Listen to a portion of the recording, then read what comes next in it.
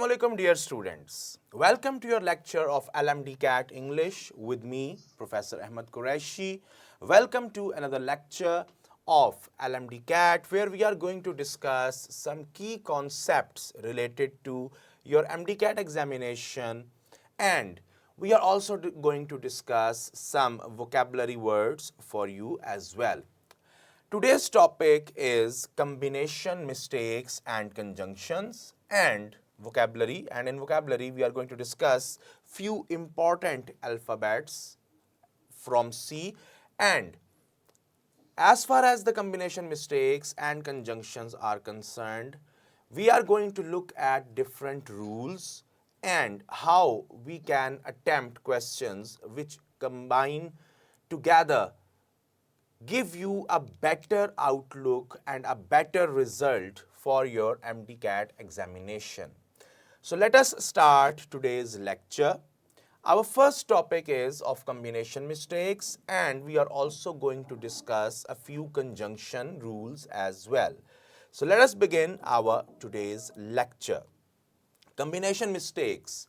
One of the very easy topics that you can discuss in your examination with reference to your examination point of view. Combination mistakes refer to the use of certain words which are always used in a combination with another word.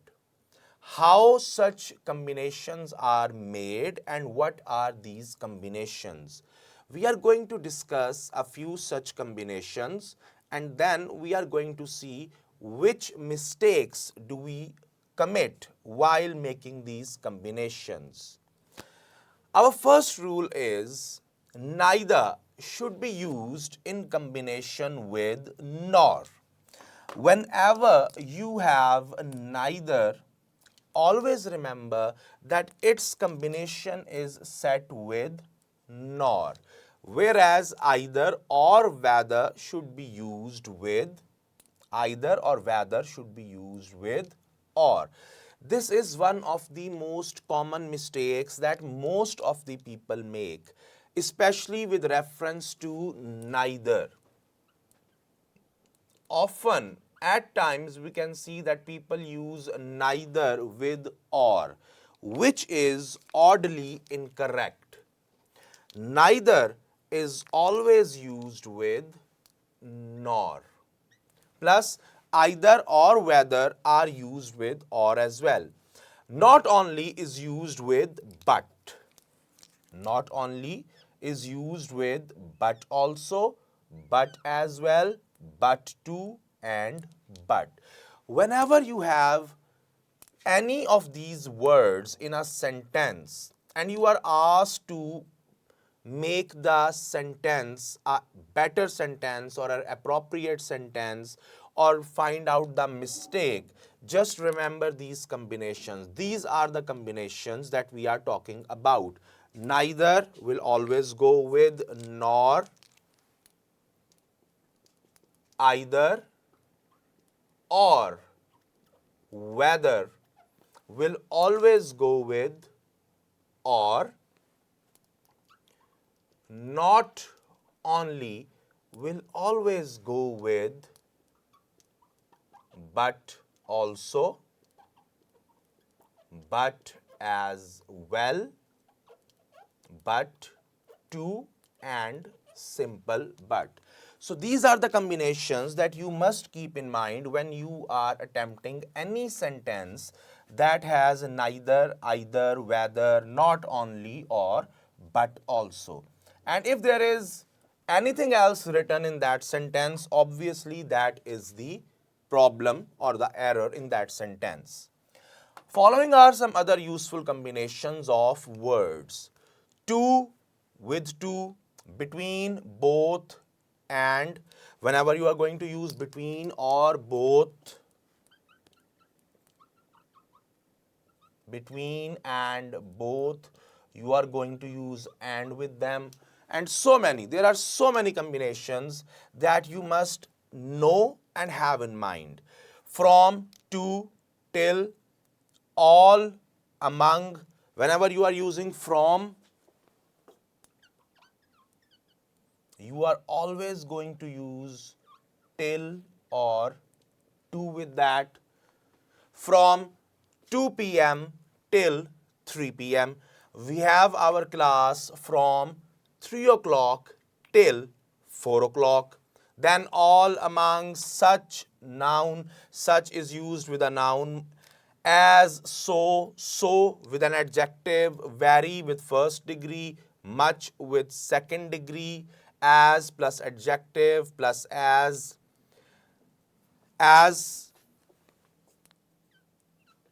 tall as. Now, what is tall in this sentence? Tall is an adjective. So, adjective as, adjective as. This will be the combination. So, these are various combinations which are very prominent and which are very commonly used in English language. And whenever you are having an MCQ, a sentence that requires you to choose the error or make the corrections, just keep these rules in your mind. Now, let us have a practice. Not only George as well as his friends are buying the property. So we have not only and then we have as well as. Now, we discussed that not only goes with but also, but as well, but to, and but. And as well as is not a combination of not only. So what is the error in this sentence? This is the error, as well as. And we are going to replace it with but also. Not only George, but also his friends are buying the property. So these are the kind of questions that you are going to have in your exam, and this is how you can attempt them in a better manner. You must have these combination blocks in your mind, and they are very easy. They are not difficult. They are very easy. You must have a proper understanding of the combination. These are everyday words that we use on daily basis in our day-to-day life. Neither, nor, either, or, not only, between, both, from. So, things are not difficult. Just have a proper understanding of the combinations. Her mood alternated between happiness or despair. Between happiness or despair. Now, it is written in front of your screen as well that the combination of between is and. So, or is the odd word here. It is the error that you are committing here. Or is not the right option. Her mood alternated between happiness and despair. Between always goes with and. So, whenever you see or, as, if, or any other word written here, you can understand that this is the incorrect option here. Now, let us move on to the second rule. Then should be used in the following combinations. Here are some combinations of the word then. Then is used with no sooner, no sooner than, rather than,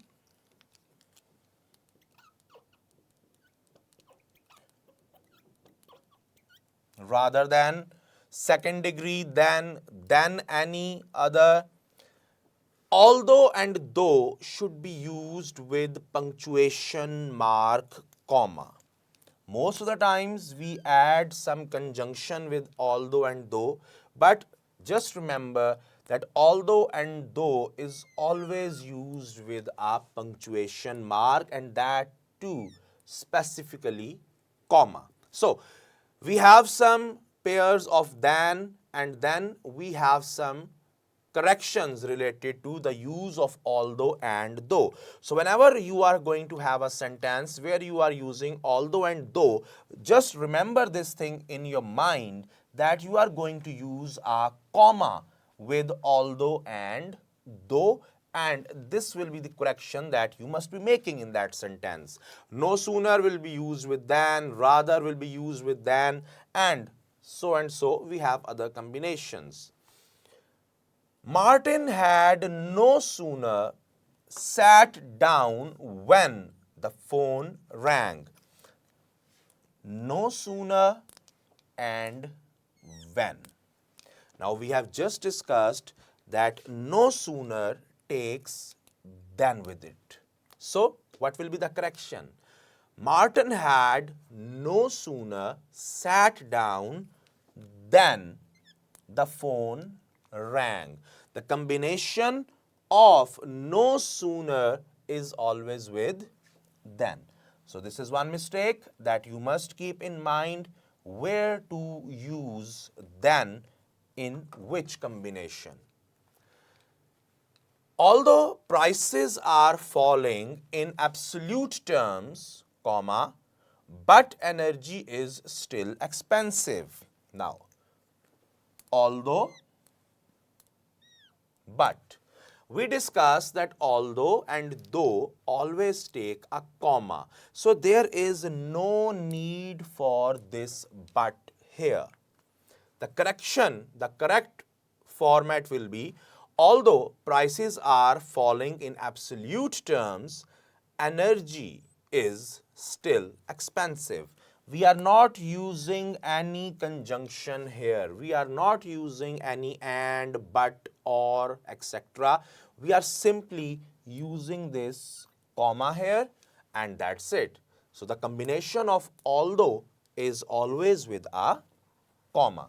I hope you are following, and I hope you are understanding these basic rules. Just keep these rules in your mind, and they will help you a lot in solving your MCQs.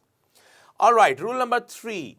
Were or had plus third form should be used in combination with as if, as though, would, that, oh that, I wish, etc. Were or had plus third form of verb is always used with combinations which include as if, as though, would, that, oh that, or the last one, I wish.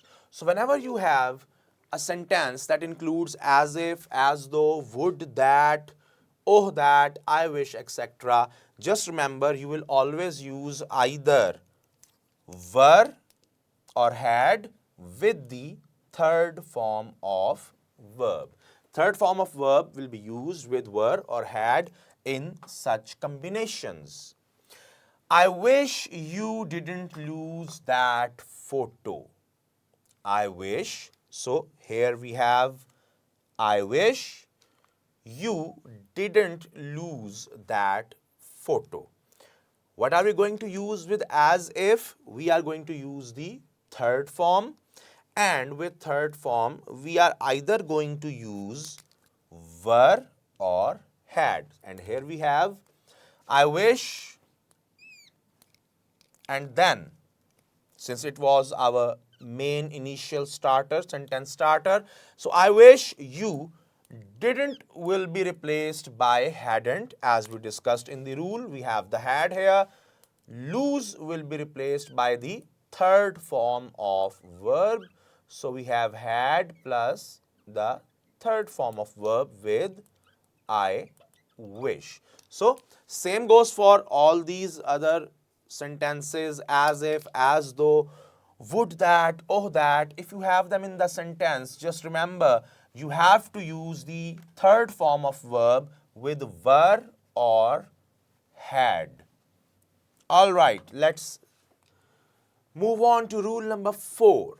Such as is used for exemplification. Whenever you are going to give an example for something, you are going to use such as.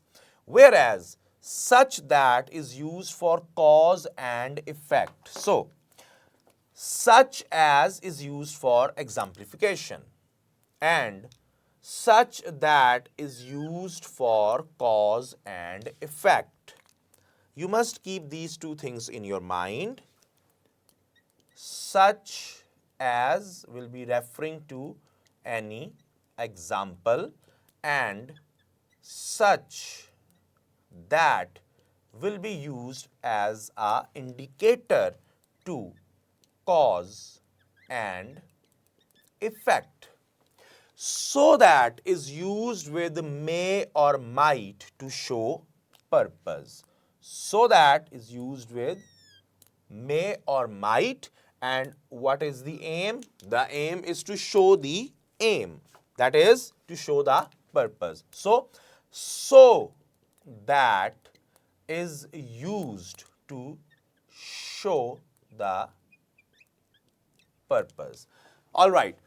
Such as is used for exemplification, such that is used for cause and effect, and so that will always be used to show a purpose, that if you are doing some action, what are the reasons behind it, what are the causes behind it, and why are you doing it. Let us have some sentences. Her health declined to such an extent as a blood transfusion was recommended. Here we are going to have cause and effect relation. So, her health declined to such an extent. It is indicating the cause. Cause, her health declined to such an extent as a blood transfusion was recommended. This is the effect. We are talking about a cause and effect relationship, and we discussed that whenever we are going to have a cause and effect relationship, we are always going to use that with such. So, in the correct sentence, here we have that instead of the word as.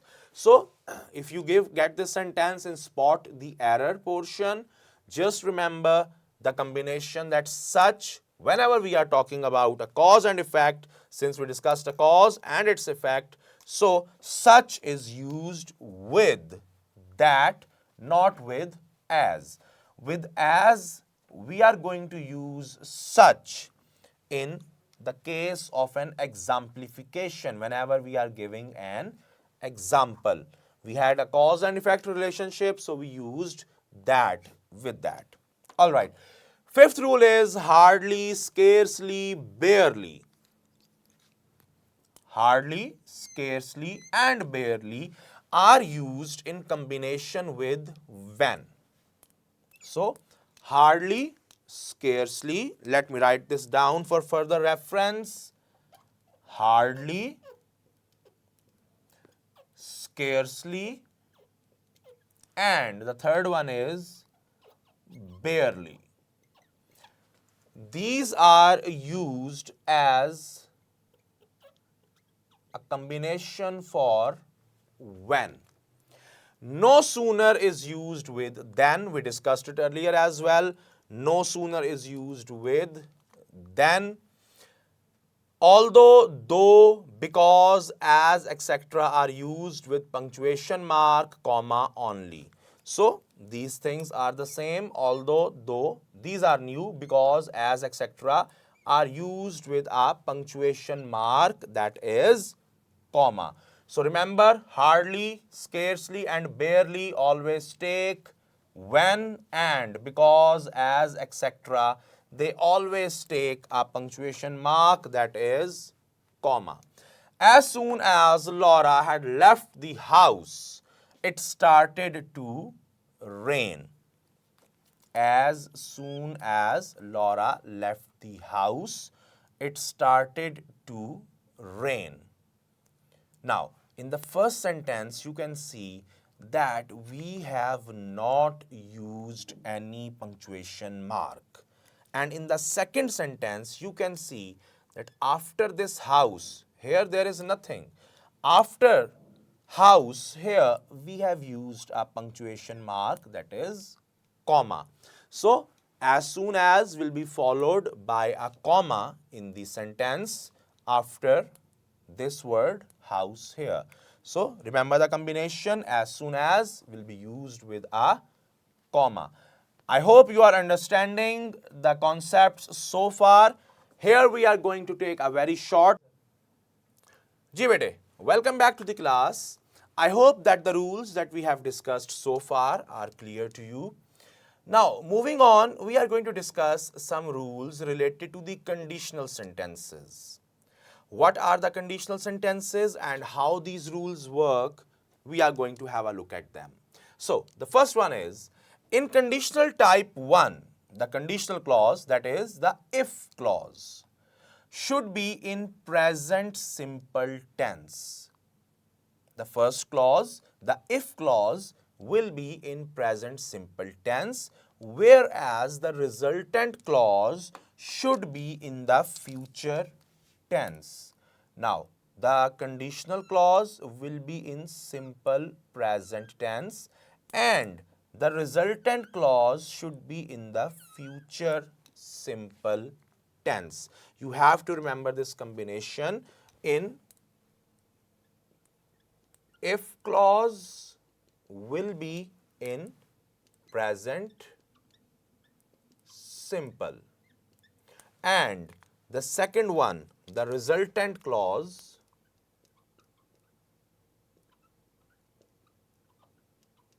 will be in future simple tense. This is very important because you may have multiple sentences that follow under this parameter, under this definition. Let us have an example and then we will discuss it. If I win the prize, this is the first clause.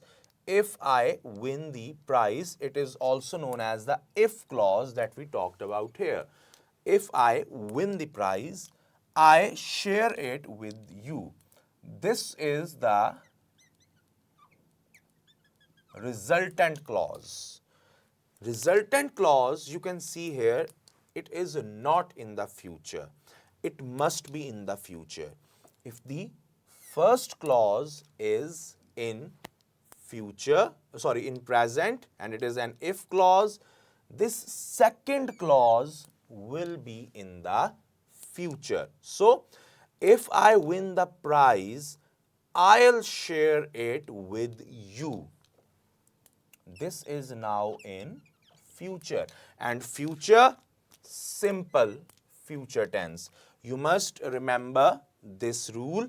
The first clause, the if clause, is in the simple present tense. So, the resultant clause will be in simple future tense. All right. Sir इसके साथ comma आना जरूरी है?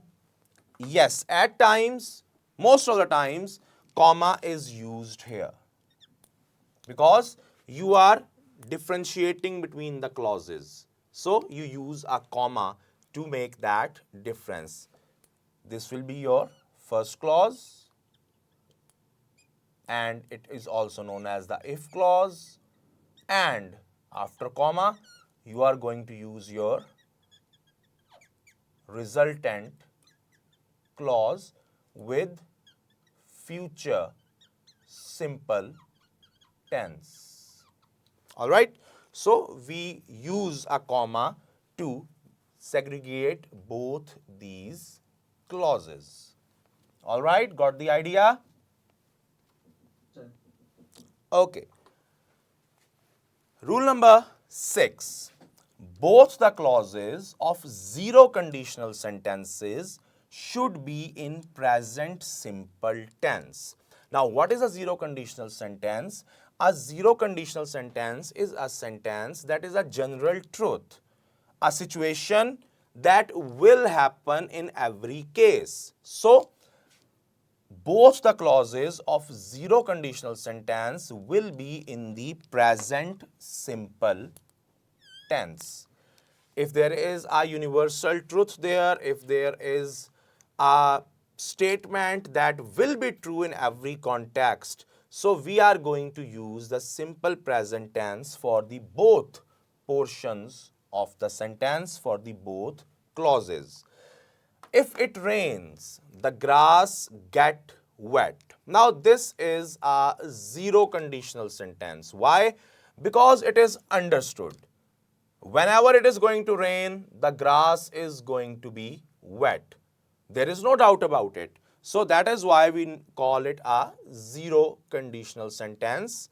There is no probability of something going against it. So the first clause, the if clause, it is in present tense. Now, what we have to do is that we have to make the second clause, the resultant clause, in the simple present tense as well. And this is the change that you are going to make. The grass get wet will be incorrect. It will be the grass gets wet. Simple present. All right.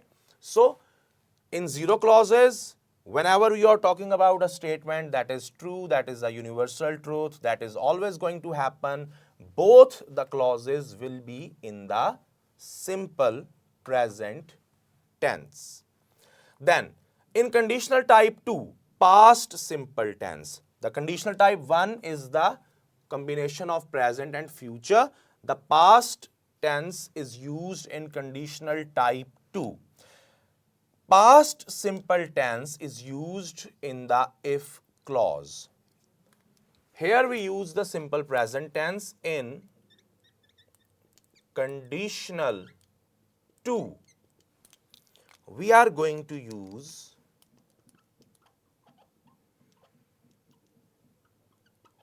past tense in the if clause, whereas would plus present form, would plus present form will be used in the resultant clause. So in conditional type 1, you use the simple present tense in if clause and future tense in the resultant clause. In conditional type 2, you are going to use the past tense in if clause and would plus first form, present form in the resultant clause. How it works? If I complained, no one will believe me. The first portion is right. This is the if clause and we are using the past tense here. The first clause is correct.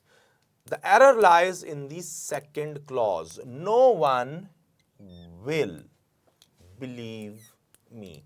We are going to change this will into would. As you can see here, the will be changed into would, plus we are going to use the present form, that is believe.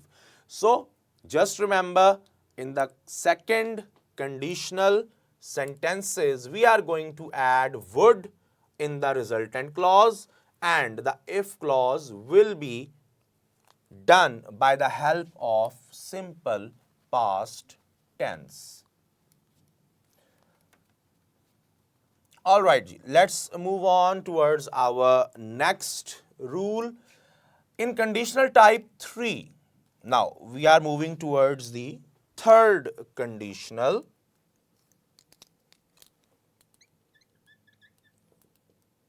Conditional type 3. In conditional type 3, past perfect tense is used in the if clause. In if clause, you are going to use past perfect. What is the mark of identification for a past perfect tense? Can anyone tell me? Good. Had plus the third form of verb.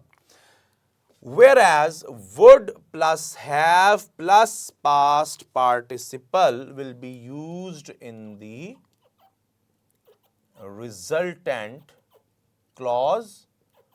Would plus have plus past participle will be used in third conditional sentences. If I had Past participle क्या complained, है? sorry, Past participle क्या है? past participle, we are going to use past participle that is the third form of the verb. Past participle is known as the third form of the verb. And we can see it on the screen as well. I will explain it in the sentence too. The first sentence, the first clause, if I had complained, we are going to use the past perfect. Had and complained. This is our past perfect tense in the if clause. If clause, past perfect tense, no one would believe me. Now we are talking about the resultant clause. No one would believe me. This is not the right option here. We are going to use would plus have plus the past participle form, which you can see here. Past participle form, would plus have plus the past participle form of the verb. Would believe, we are not going to use the present form here. We are going to change it with the third one, the past participle form in this sentence. The combination that you must look for is this one. If you have had complained or past perfect in your if clause, replace it with would have plus the third form in the resultant clause. All right. So this was about the third conditional sentence. We have discussed all the three major conditional sentences. In the first conditional sentence, just for a recap, we are going to use the present simple tense in the if clause, and the resultant clause will have the future simple tense. In the second conditional, if clause will have past tense and the resultant clause will have would plus present form. And in the third conditional, we are going to use past perfect had plus third form of verb in the if clause and would plus have plus participle in the resultant clause. So these were the three major clauses and sentences that we can use under the banner of conditional sentences. Just remember these combinations. If you have a grip over this combination, the combination that you have in the if clause, it will be very easy for you to understand what you have to use in the resultant clause. These are the combinations that can help you in solving these MCQs. All right, moving on towards the next rule. When time clause, when, before, by the time clause is in the past simple tense, the main clause should be used in the past perfect tense. If the time clause, where we are talking about the time, that when did an incident happen, when, before, by the time, if you are having a time clause in the simple past tense, then the main clause will be used in the present perfect, in the past perfect tense, as we just saw in the if clause. So the main clause will be in the past perfect and the time clause will be in the past simple tense. This is the combination that you must look for here. Let's have an example. The exam had commenced when I had reached the college. Now, the main clause is the exam had commenced. This is your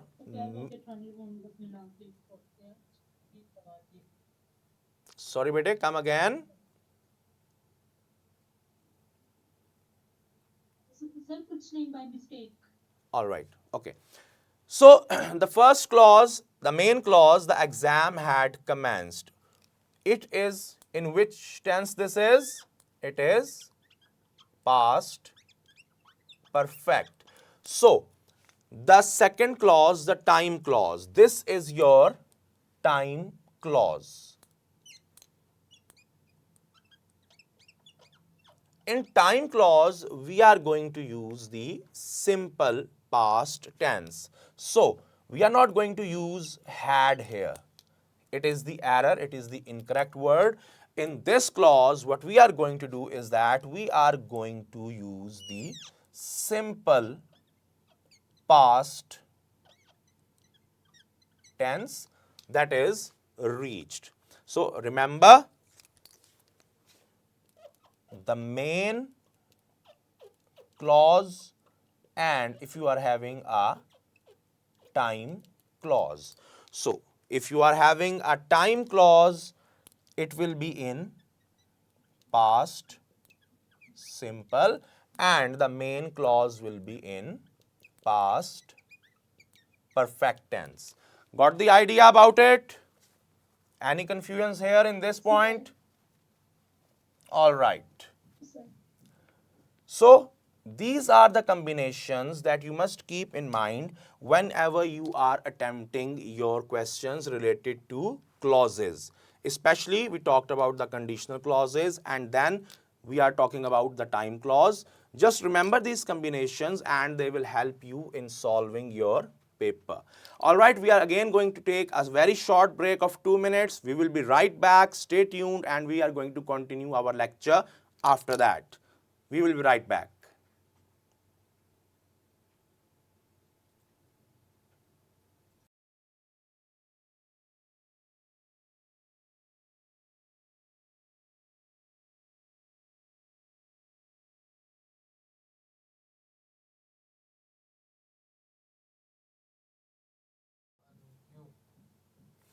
Welcome back, dear students. Now, let us move towards the next phase of our lecture. I hope the first concept was clear to you of combination mistakes and you comprehended how to solve your problems related to combination mistakes. Now, we are moving towards the very important, the all-important portion of vocabulary. As I have been discussing with you in the previous classes, a thorough reading, a very wise habit of skimming and scanning the text is very important for you to understand these words. These words are not alien to you. You have done these words in your textbooks, in your course books, and it is all about how you read and go through your text, which will help you in solving this portion. Very easy words from the vocabulary list that we have for you. Capacious. Capacious means something that is wide, spacious, commodious. Wide as well, it can be another synonym for that. Capacious is used for places like rooms, boxes, packing materials, suitcases. It is used whenever you are going to talk about the space of some place. This room is capacious. This cupboard is capacious. Means it has a lot of space in it. It has a space to accommodate many commodities. And the antonym will always be narrow. Uncomfortable can also be an alternative for it. Narrow, something that does not have a space, something that is very slim, very thin. It is the antonym for capacious. Then we have coveted. Coveted means something that was desired for, something that was craved for, something you had a longing or desire for. Coveted is used for projects, for goals, for dreams, for achievements that you have in your life. It is used for any assignment that you wanted to do. For example, if we talk about with context to military, coveted operation, a project that was desired for. And the antonyms will be unwanted, undesired, something that you do not want, something that you did not dream or did not appreciate. So, coveted, something that you felt like you wanted, a desired project, a desired thing, a craved thing, and the antonym will be unwanted and undesired. Then credentials. You might have read this word so many times. Mostly credentials refer to documents, and documents which are your identification. For examples, credentials include your degrees. Credentials include your basic biodata, your ID card. It can also be termed as a credential, your driving license, your bay form. These things are known as credentials. It's a noun, so it has no antonyms. Credentials can be used in the context of asking someone to send you your documents. Send me your credentials. If you are applying for a job somewhere and they ask you to send your credentials, right? So we are using this word in context of documents, legal documents, identification papers.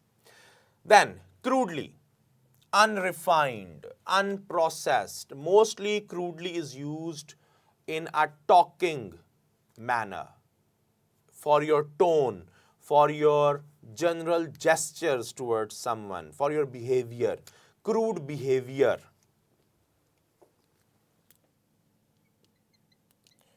Crude behavior.